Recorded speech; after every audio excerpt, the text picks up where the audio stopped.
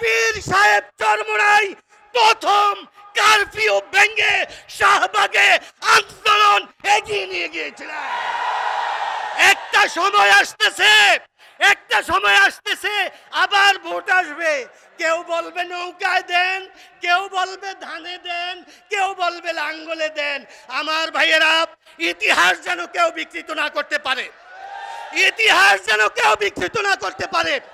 আমি চাই নায়েবে আমিরুল মুজাহিদিন সহ শাইখে চরমোনাইর নেতৃত্বে বাংলাদেশে একটা ইসলামী হুকুমত কায়েম হোক। আমি আজকে এই বিশাল সমাবেশে একটা কথা আপনাদেরকে মনে করিয়ে দিতে চাই। আজ থেকে কিছুদিন আগে স্বৈর শাসকের আমলে বরিশাল সিটি নির্বাচনে আজকের যিনি প্রধান অতিথি তিনি নির্বাচনে অংশগ্রহণ করেছিলেন, ওনার উপরে বিভিন্ন প্রকারের আক্রমণ হয়েছিল, তার মধ্যে একটা ছিল শারীরিক নির্যাতন। উনি সেদিন রক্তমাখা শরীর নিয়ে সমস্ত মানুষের সামনে বলেছিলেন, আল্লাহ যদি আমার শরীরে এক ফোঁটা রক্ত রাখে, এই রক্ত নিয়ে আমি এই সরকারকে এই দেশ থেকে বিতাড়িত করে ছাড়বো ইনশাআল্লাহ। প্রিয় দেশবাসী,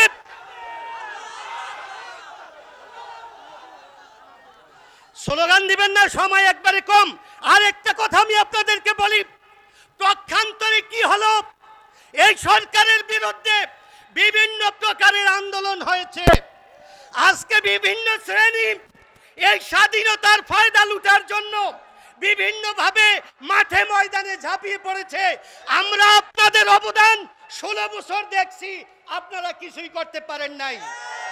যখন পীর সাহেব চরমোনাই বরিশাল থেকে বলেছিলেন এক ফোঁটা রক্ত এই সরকারকে হটিয়ে দেবে, সর্বপ্রথম এই যখন ছাত্র জনতার আন্দোলন শুরু হয় তখন মার্শাল দেওয়া হলো, কারফিউ দেওয়া হলো।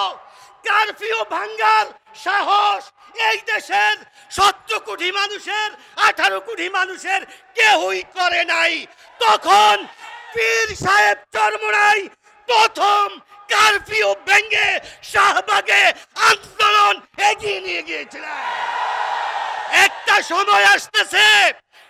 সময় আসতেছে আবার ভোট আসবে, কেউ বলবে নৌকায় দেন, কেউ বলবে ধানে দেন, কেউ বলবে লাঙ্গলে দেন। আমার ভাইয়েরা, ইতিহাস যেন কেউ বিকৃত না করতে পারে, ইতিহাস যেন কেউ বিকৃত না করতে পারে। আমি চাই নায়েবে আমিরুল মুজাহিদিন সহ শাইখে চরমোনাইর নেতৃত্বে বাংলাদেশে একটা ইসলামী হুকুমত কায়েম হোক। ওয়া মা আলাইনা ইল্লাল বালাগ। আসসালামু আলাইকুম।